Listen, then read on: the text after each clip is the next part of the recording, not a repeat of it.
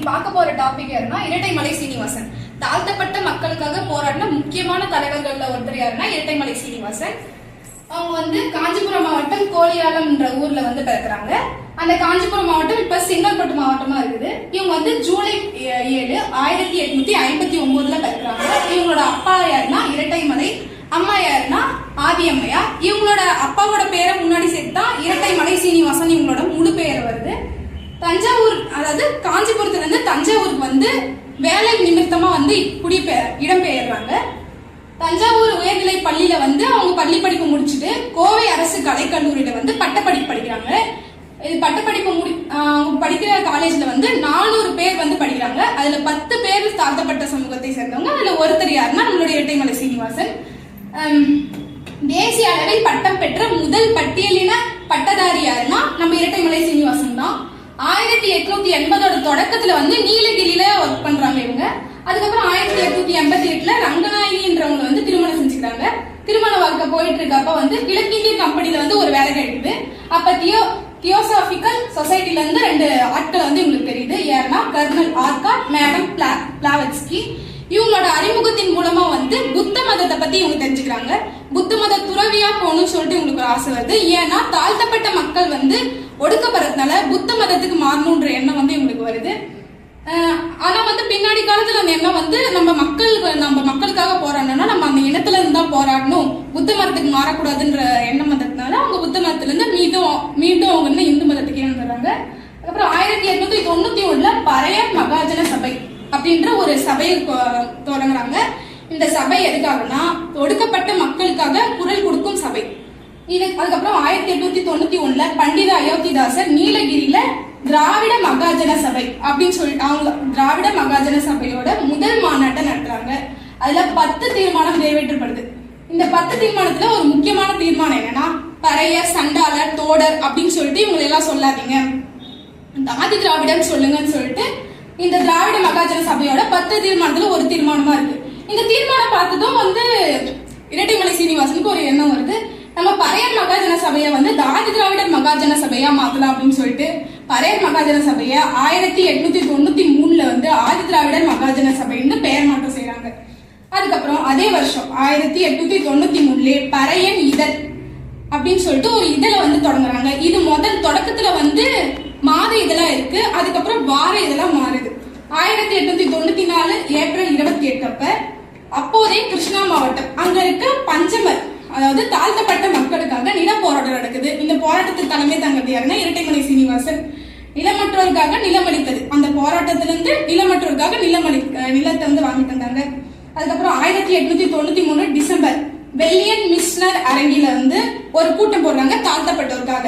ஒடுக்கப்பட்ட மக்களின் கூட்டமைப்புன்ற பேர்ல ஒரு கூட்டம் போடுறாங்க. அதுக்கப்புறம் ICS இந்தியன் சிவில் சர்வீஸ்ல எக்ஸாம் வைக்கிறாங்க. இந்தியன் கவர்மெண்ட்டுக்காக பிரிட்டிஷ் எக்ஸாம் வைக்கிறாங்க. இந்த எக்ஸாம் INC அவங்க எல்லாம் இந்தியாவில் நடக்கணும்னு சொல்றாங்க. ஆனா இரட்டைமலை சீனிவாசன் இந்தியாவில் வைக்க வேணாம், ஏன்னா இங்க மக்களுக்கு நிறைய தாழ்த்தப்பட்ட மக்களுக்கெல்லாம் புறக்கணிக்கிறாங்க, நீங்க இதை இங்கிலாந்துல நடத்துங்கன்னு போராடுறாரு. இங்கிலாந்துல நடத்தணும்னு போராட்டத்துல மொத்தம் 3412 பேர்கிட்ட கையொப்பம் வாங்கி அதை சர் ஜார்ஜ் செஸ்லியர் கிட்ட அந்த கையெழுத்து மனுவை கொடுக்குறாங்க. 1898 தாழ்த்தப்பட்ட மக்கள் இடத்தை சேர்ந்த குழந்தைகள் ஸ்கூல்ல சேர்த்துக்க மாட்டாங்க அப்படின்னு சொல்லிட்டு ஒரு விஷயத்துக்காக மனு கொடுக்குறாங்க. அந்த மனுவை பிரிட்டிஷ் கவர்மெண்ட் ஏற்று சென்னை மாநகராட்சி பள்ளி நிறுவ உதவுது. அதுக்கப்புறம் 1900 அந்த வருஷத்துல அவருக்கு பொருளாதாரத்துல கொஞ்சம் பின்னடைவு ஏற்படுது. அதனால தன்னோட பொருளாதார தேவைக்காக சவுத் ஆப்பிரிக்கா, தென்னாப்பிரிக்கால இருக்க நொட்டால் கிராமத்துக்கு செல்றாரு. அங்க 1902 அங்கே இருக்கிற காந்தியோட பேச்சை கேட்கிற ஒரு வாய்ப்பு அவருக்கு கிடைக்குது. ஆனா அவரால் அந்த பேச்சை கேட்க போக முடியல. அதுக்கப்புறம் 1906 சவுத் ஆப்பிரிக்கால இருக்க ஃபீலிங்ஸ் நகர்ல ஃபர்ஸ்ட் டைம் காந்தியை சந்திக்கிறாரு. அதுக்கப்புறம் நீதிமன்றம் என்ன வேலைன்னா நீதிமன்றத்துல மொழிபெயர்ப்பாளர் பணியை அவங்க செய்யறாங்க.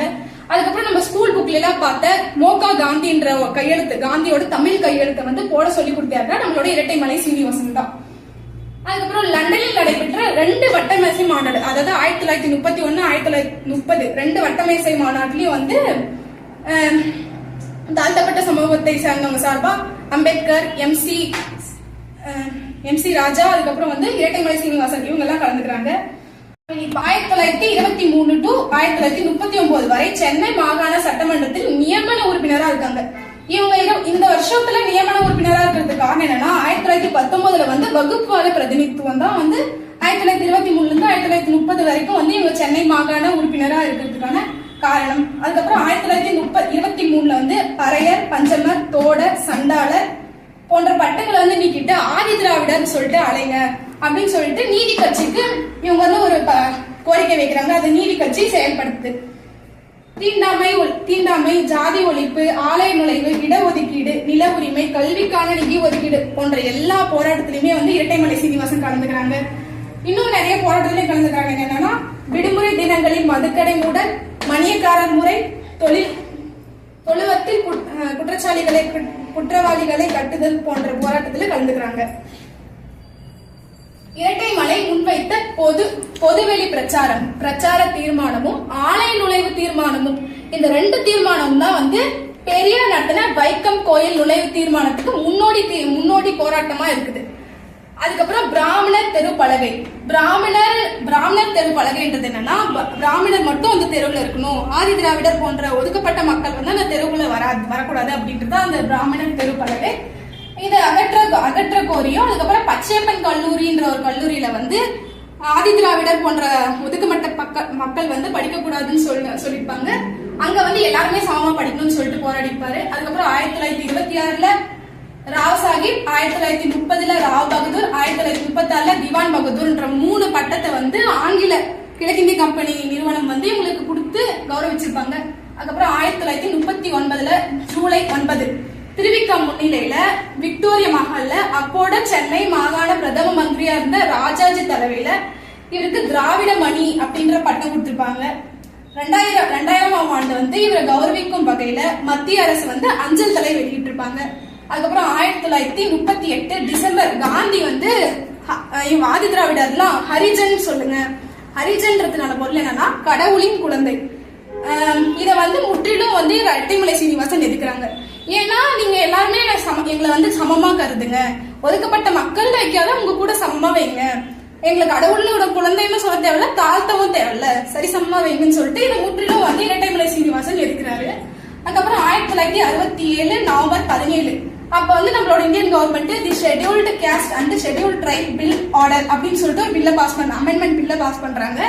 இந்த பில் என்னன்னா எல்லா ட்ரைப் பீப்புள்ஸுமே இனிமேல் ஆதி திராவிடர் அப்படின்னு சொல்லிட்டு அலைங்க அப்படின்னு சொல்லிட்டு இந்த பில்லு. இதை வந்து இங்கே 1923 நம்மளோட இரட்டைமலை சீனிவாசன் நிறைவேற்றிருப்பாரு. அதுக்கப்புறம் 1939 ஜீவிய சரித்திர சுருக்கம் அப்படின்ற ஒரு சுயசரிதையை இவர் எழுதியிருப்பாரு. இவரோட வாழ்க்கை வரலாறு. இவர் வந்து ஃபைனலா 18 செப்டம்பர் 1945 இறந்திருப்பாரு.